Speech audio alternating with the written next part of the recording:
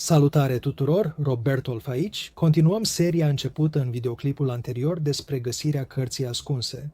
Și în acest nou videoclip vom citi din cartea a doua a lui Esdras. Doar pentru a recapitula, dacă nu ați făcut-o deja, cu siguranță întoarceți-vă și uitați-vă la primul videoclip. În acela explorăm una dintre viziunile pe care Ellen White le-a avut, unde a văzut că apocrifa conținea această carte ascunsă și că noi în ultimele zile ar trebui să o înțelegem. Și astfel, din nou, discutăm despre cum s-a format totul în primul videoclip.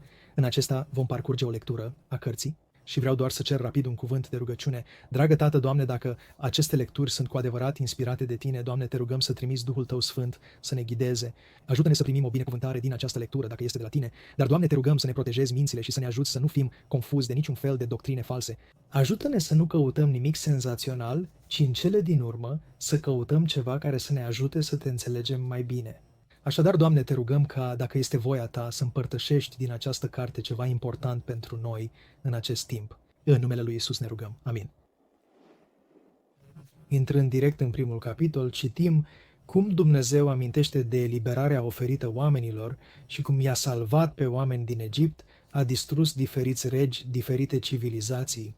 Le-a oferit trecere sigură, i-a luminat cu stâlpul cu foc, le-a dat prepelițe, mană și chiar apă dintr-o stâncă, când rătăceau prin deșert. Conchide însă că, deoarece aceștia, vorbind despre israeliți, l-au uitat și au adus adesea jertfe unor zei străini, nu au fost fideli legii lui Dumnezeu, nu l-au ascultat pe Dumnezeu și chiar au ucis profeții și slujitorii pe care i-a trimis, îi va mustra pentru faptele lor păcătoase și îi va părăsi pentru că s-au părăsit pe ei înșiși. Și dacă îl vor chema, nu îi va auzi și când îi vor aduce jertfe, își va întoarce fața de la ei. În cele din urmă, concluzionând că casa voastră va fi pustie și casa va fi dată unui popor care va veni, care, neauzind de mine, va crede în mine și cărora, deși nu le-am arătat semne, totuși vor face ceea ce le-am poruncit. Astfel, se conturează ideea de Israel fiind, știți, închiderea perioadei de probă care s-a întâmplat în anul 34 după Hristos. Și cred că este interesant că există cu siguranță o lecție aplicabilă aici, dacă ne gândim la noi înșine astăzi ca creștini, nu-i așa? Există o aplicație și pentru noi? Știți, am ignorat eliberările și binecuvântările Lui, am fost fideli instrucțiunilor sale. Avem nevoie de o reînviere așa cum a avut Israel, nu-i așa? Va părăsi Dumnezeu creștinii necredincioși și va pune lucrarea sa în mâinile unui nou grup? Citim în capitolul 2 cum Dumnezeu pare să se adreseze acum noilor săi copii creștini, repetând părăsirea lui Dumnezeu așa cum au făcut evreii, asemănând durerea unei femei care își pierde un copil care nu și-a păstrat relația de legământ și că vor fi împrăștiați printre păgâni, dând un avertisment că cei nelegiuiți vor suferi același rezultat ca Sodoma și Gomora. Acum, vorbind unui nou grup, spune că Dumnezeu împărtășește casa veșnică cu lapte și miere și 7 munți puternici care au fost deja pregătiți pentru ei și dacă doar s-ar ruga, timpul ar fi scurtat și că trebuie să-și petreacă zilele rămase gândindu-se la alții, ajutând văduvele, orfanii, săracii, cei slabi, cei frânți și să aibă grijă de tineri și bătrâni. Și că acest popor final trebuie să rămână în Dumnezeu și să îmbrățișeze calmul care se întâmplă în cele din urmă acum și pregătirea copiilor pentru a pregăti un grup final de slujitori care nu vor vedea moartea,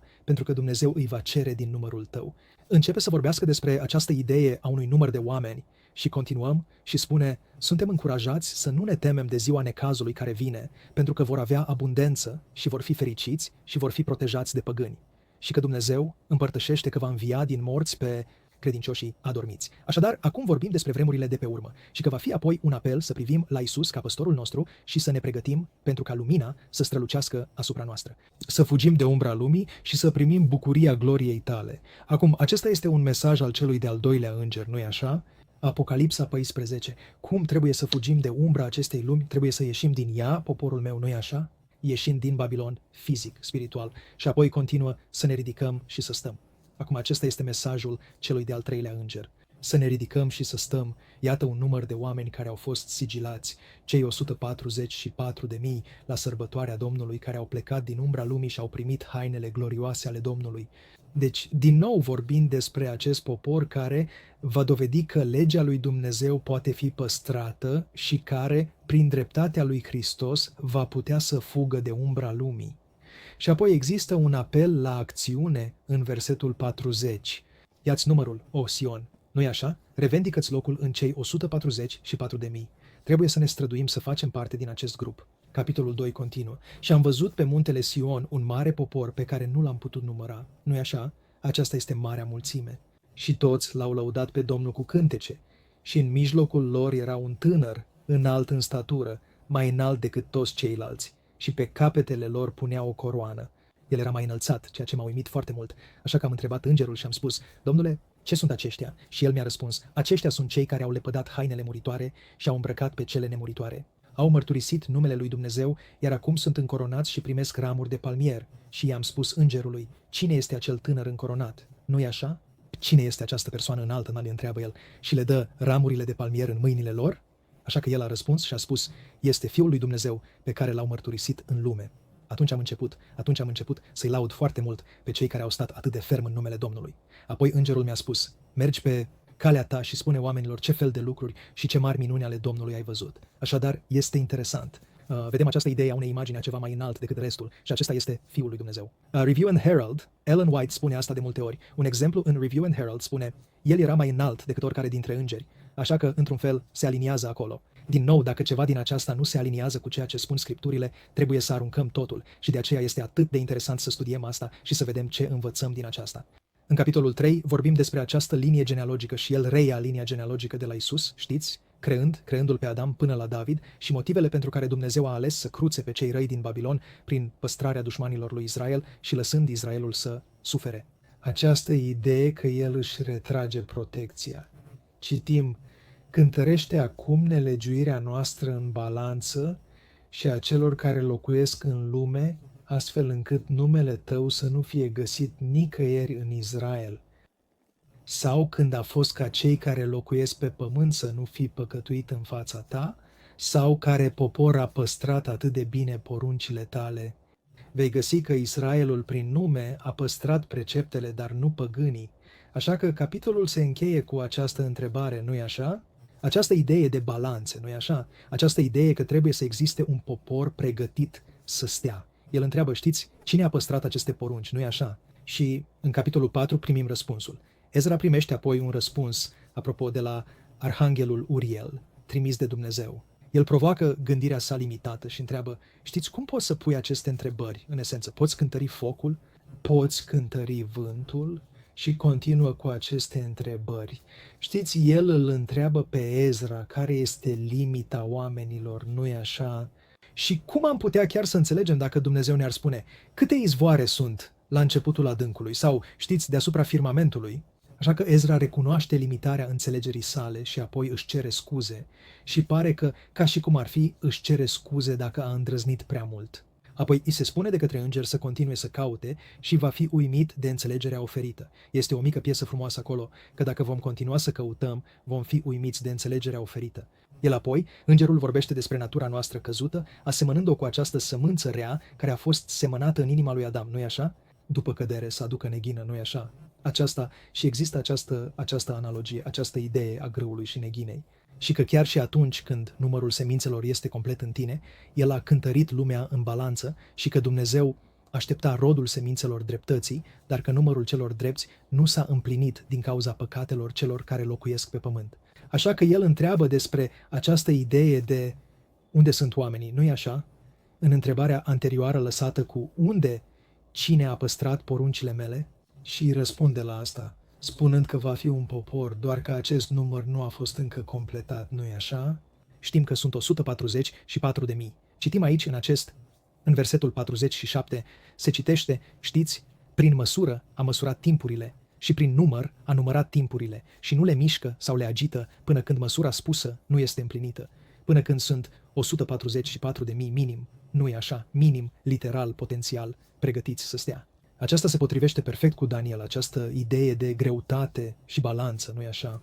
Și așa, este interesant că pare că Dumnezeu spune că timpul lor se va încheia când va exista un popor pregătit să stea. Și știm că din 1844 Hristos a fost în locul cel mai sfânt, împlinind slujirea stabilită. Și că ar fi putut veni până în 1900, nu-i așa? Ar fi putut veni până la sfârșitul anilor 1800 și dar nu a fost, mesajul dreptății prin credință nu a fost acceptat. Nu a existat un număr de oameni care să fie acceptat dreptatea lui Hristos. Și așa se spune că Hristos va reveni când oamenii vor fi pregătiți. Aceasta se potrivește perfect cu Marcu 4:29, când rodul, caracterul este adus, imediat va pune secera, pentru că recolta a venit. Așa că, din nou, este doar acest concept frumos că știți că Dumnezeu ne așteaptă. Nu noi așteptăm ca Dumnezeu să revină. El așteaptă ca un popor să fie pregătit să stea. Continuăm capitolul 4. El spune, El mi-a răspuns și spune, mergi pe calea ta la o femeie însărcinată. Așa că întreabă pe cineva care este însărcinată. Întreabă dacă știi când cele 9 luni sunt terminate, dacă poate să țină copilul în ea. Și așa el, pentru că el întreabă, cât va dura, Doamne, cât va dura? Și el revine și spune, întreabă o femeie însărcinată dacă poate, știi, să nu nască după 9 luni. Și el spune la fel că mormântul camerelor sufletelor sunt ca pântecele unei femei. Și așa, el spune că va fi o perioadă de timp că după acele 9 luni, sau înțelegem că sunt 6.000 de ani, că după acele 9 luni camerele vor trebui să-și dea morții. Citim asta în Apocalipsa 20:13. Și marea a dat morții care erau în ea, și moartea și iadul au dat morții care erau în ele. Și așa avem un fel de piesă interesantă. El spune că timpul nu poate dura pentru totdeauna și cred că asta este ceva ce credem, nu-i așa? Această idee că timpul va continua la nesfârșit. Dar descoperim că nu, camerele mormântului sunt ca sufletele femeii și că timpul nu poate dura mai mult de, știți, acele 9 luni, nu-i așa? Acei 6.000 de ani. În capitolul 4, grâul și neghina, ce a trecut știu, dar ce va veni nu știu. Și el mi-a spus, așa că el va vorbi aici despre, știți când va fi acest timp? Și îngerul spune în esență, nu știu când va fi timpul, dar trebuie să fie un rest adunat. Și el dă aceste analogii ale acestui cuptor arzător. Și după ce cuptorul a dispărut, încă mai este fum sau un nor apos și plouă, și după ce norul dispare, picăturile de ploaie încă rămân acolo. Și cum ploaia este mai mult decât picăturile, focul este mai mult decât fumul și picăturile și fumul rămân în urmă. Așa că cantitatea care a trecut a depășit mai mult, nu-i așa? Acest întreg concept că puțini sunt aleși, că trebuie să fie un rest din aceasta. Și pe măsură ce ne mutăm în capitolul 5, descrie aceste scene oarecum oribile despre cum va arăta când Dumnezeu va începe să-și elibereze controlul asupra inimilor oamenilor și cum omul va încerca să obțină dreptatea de unul singur, dar nu o va găsi. Cum arhanghelul îi spune apoi că dacă se roagă și plânge și postește, Dumnezeu îi va arăta lucruri mai mari.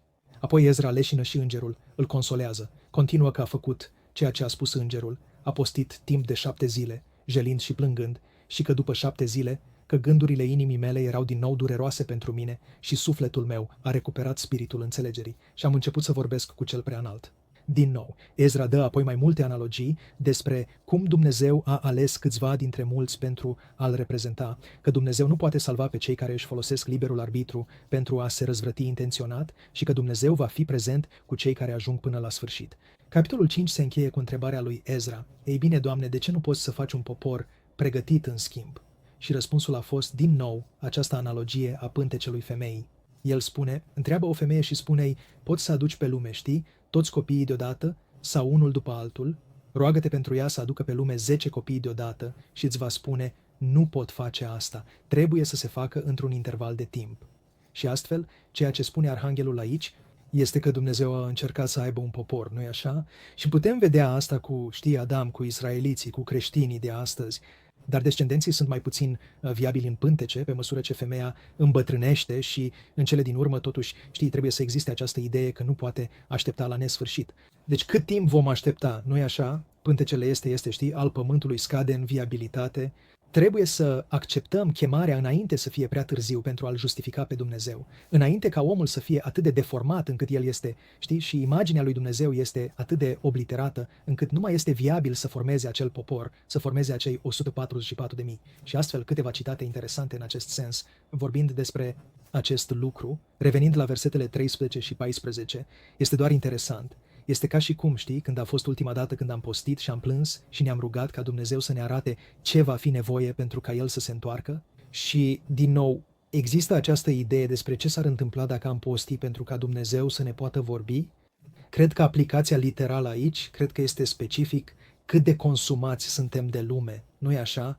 Cât de mult, când este, știți, în seriile noastre, ne uităm la televizor, la știri, ce facem cu timpul nostru liber? spunem cu adevărat, Dumnezeule, chiar vreau să mă conectez cu tine, vreau să-ți aud vocea, sau doar mergem așa spunând, ei bine, la un moment dat, Dumnezeu va trebui să-mi vorbească? Trecând la capitolul 6, este cu adevărat o poveste, de rememorare a creației și cum, în cele din urmă, va fi distrusă și apoi recreată.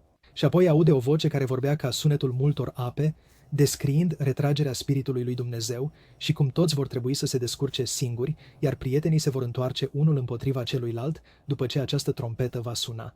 Și astfel există această idee că atunci când Duhul Sfânt își retrage prezența, lumea va fi în haos și acestea sunt vânturile de strâmtorare care sunt ținute înapoi, dar cei care au învins și au acceptat dreptatea nu vor vedea moartea, iar inimile lor vor fi schimbate. Ezra este informat că trebuie să postească încă 7 zile, ceea ce înseamnă că a făcut asta timp de 3 săptămâni în total și apoi vede creația, nu-i așa? O vede desfășurându-se. Și capitolul se încheie cu întrebarea lui Ezra din nou. Ei bine, cât timp vor domni păgânii peste cei aleși? În acest capitol cred că este interesant, există câteva versete care ies în evidență. Unul este, când lumea va începe să dispară, să se termine și voi arăta semnele, cărțile vor fi deschise și toți vor vedea împreună. Această idee că la sfârșit cărțile vor fi deschise, nu-i așa? Știm asta. Și apoi, destul de interesant, de asemenea spune că Fiul meu Mesia va fi dezvăluit în 400 de ani. Și au fost, de fapt, 400 de ani în care Ezra a trăit înainte de Isus. Și astfel, pare a fi o profeție că Hristos ar fi venit la 400 de ani după Esdras. Și din nou, este interesant, o altă linie spune, după 7 zile, nu-i așa? Deci știm 6. Știm că în 2 Petru 3:8 spune că o zi pentru Domnul este ca 1000 de ani pentru noi. Deci după 7000 de ani, cei care nu sunt încă treziți, deci morții adormiți, vor fi treziți, nu-i așa? Deci după 6000 de ani, morții adormiți sunt înviați, mergem în cer, ne întoarcem după ce 1000 de ani pământești se termină și apoi cei răi vor fi înviați acolo. Deci, din nou, lucruri interesante. Se aliniază cu ceea ce Biblia are de spus. Într-o lectură amănunțită a acestui lucru, nu am găsit nimic care să fie, să infirme asta. Din nou, este mai mult pe linia care este binecuvântarea pe care o primim din asta. Și astfel, capitolul 7 trece la vorbirea despre calea îngustă, foarte similară cu ceea ce a vorbit Ellen White, ideea că există o cale îngustă. Doar un om poate călători la un moment dat pentru a ajunge la acest oraș promis, iar calea este descrisă ca având, foc pe o parte și un ocean adânc, nu-i așa? În viziunea lui Ellen White, ea a văzut o stâncă pe o parte și un zid pe cealaltă, deci foarte, foarte similar, și cum trebuie să trecem individual prin foc și apă. Acesta este un semn de purificare pentru a ajunge la acel oraș. Citim cum legea a fost neascultată și apoi există o discuție despre această mireasă, întoarcerea lui Isus cu mireasa și cum știți, fețele celor care au folosit abstinența vor străluci deasupra stelelor. Și apoi capitolul se încheie cu descrierea răbdării și marii milostiviri a lui Dumnezeu. Deci este o piesă frumoasă care vorbește despre acea cale îngustă. În capitolul 8 este cu adevărat un rezumat, poate al importanței legii lui Dumnezeu. Îi încadrează pe cei cum doar puțini vor fi salvați și cum apoi Esdras cere, ei bine, Doamne, nu poți să-i salvezi pe toți? Și Dumnezeu spune, voi face asta, dar doar cei care acceptă legea lui Dumnezeu. Și apoi Dumnezeu îl laudă pe Esdras pentru umilința sa, dar apoi, în esență, îi spune să nu mai întrebe despre cei care vor muri, că vor pieri, pentru că este alegerea lor. Este liberul arbitru. Și Dumnezeu nu va încălca liberul arbitru. Capitolul se încheie cu Esdras mulțumindu-i lui Dumnezeu și arătându-i, pentru că i-a arătat minunile și de asemenea întrebând despre cronologie. Și vedem răspunsul la această cronologie despre care întreabă în următoarele 2 capitole. Deci, capitolul 9 aici vorbește despre această idee a reconstruirii Ierusalimului. Și aceste 2 capitole următoare sunt special pentru Esdras, vorbind cu adevărat despre cum, el dă această poveste despre această femeie care a fost stearpă timp de 30 de ani și că după rugăciuni constante îi se dă un fiu care crește și se căsătorește la această sărbătoare. Dar apoi fiul, în noaptea anunții sale, moare și că ea apoi îl jelește din nou până când, în cele din urmă, ea spune, ar trebui să fie jelirea Israelului.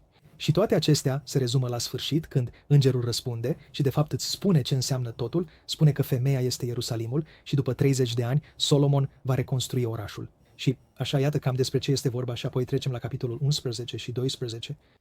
Și capitolul 11 și 12 devin interesante, ca să spunem așa.